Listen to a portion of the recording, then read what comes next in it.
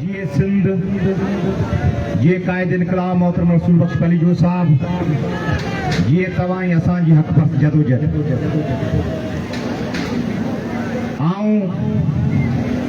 सब खां पहिरीं अॼु तव्हांखे सलाम पेश करियां थो। तव्हां सभु रुकावटूं तोड़े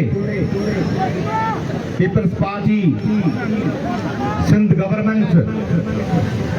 रियासत जूं सभु रुकावटूं तोड़े हज़ारनि जे तइदाद में ही मजमू हिते जो गॾु कयो आहे ऐं सिंध दुश्मन ऐं एस्टेब्लिशमेंट ते काबिज़ हुक्मरान टोलनि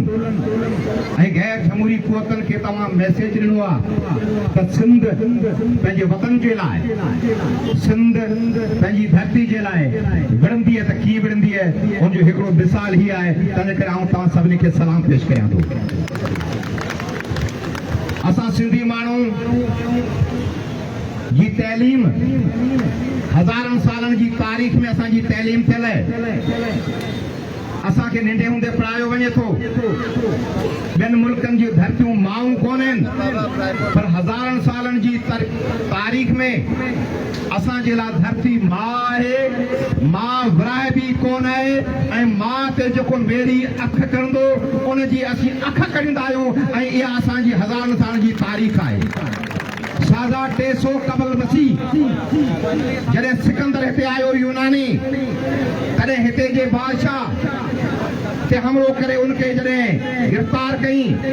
चई त तोसां आऊं बर्ताव कीअं करियां तॾहिं बरसगीर जे बादशाह चयो त जेकॾहिं मूंखे छॾींदे त आऊं हिकिड़ो मेड़े मेड़े कर्ज काठी करे वरी फौज खड़ी कंदसि ऐं जेको मुंहिंजी धरती जो जेको दुश्मन आहे उन दुश्मन खे पंहिंजे धरती खां धिके ॿाहिरि कढंदसि जेकॾहिं छॾींदे सां उहे विढ़ंदसि। इहे 350 कबल मसीह खां वठी असीं ईअं रहिया आहियूं हींअर बि असीं ईअं आहियूं। तंहिंजे करे हींअर जेका एस्टेब्लिशमेंट पीपल्स पार्टी उन्हनि जे ज़हन में हुजणु खपे हज़ारनि सालनि जी तारीख़ जी असांखे तैलीम थियल आहे। असीं इन मामले में ॾाढा ॾुखिया वेड़ू आहियूं। उस्ताद चयो त ॾाढा ओखा वेड़ा आहियूं जोटे ॾींदा झेड़ा आहियूं ॾाढा ओखा वेड़ा आहियूं। होशू जीअरो जोश ॾेई वियो हेमू आजो होश ॾेई वियो तौर नए दादोदा आहियूं ॾाढा ओखा वेड़ा आहियूं। हाणे असांखे नओं इल्मु आहे असीं नए दौर जा दोदा आहियूं। तंहिंजे करे असांखे तव्हां सवलो न सम्झो सिंधी माण्हुनि खे तव्हां सवलो न सम्झो।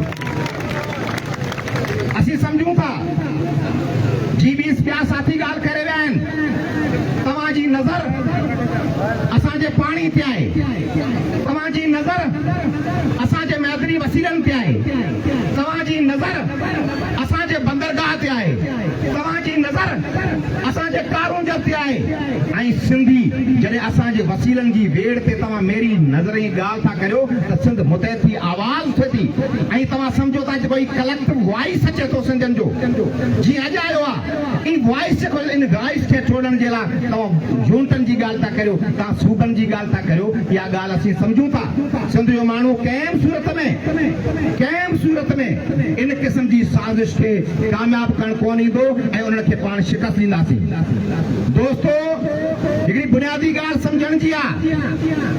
सिंधी माण्हू इहा ॻाल्हि सम्झनि पीपल्स पार्टी खे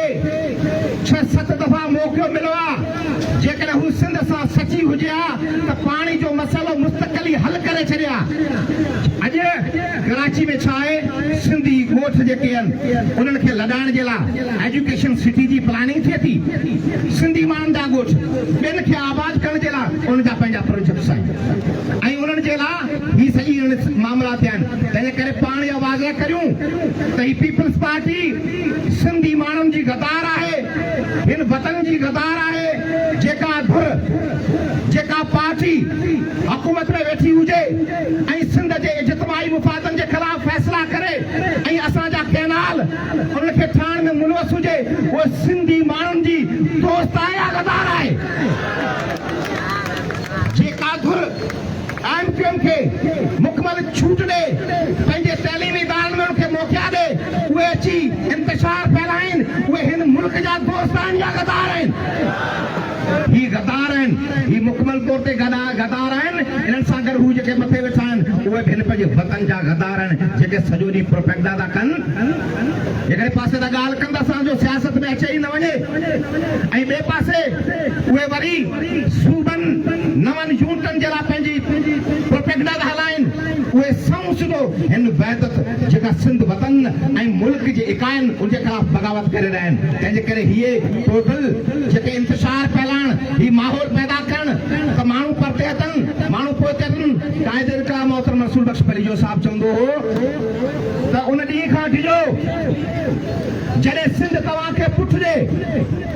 सिंध जॾहिं माण्हू पुठ ॾिनो हीउ तव्हां लैंडलॉक थी वेंदा हीअ अॼु तव्हां हीउ ॾिसो पिया कराची खां वठी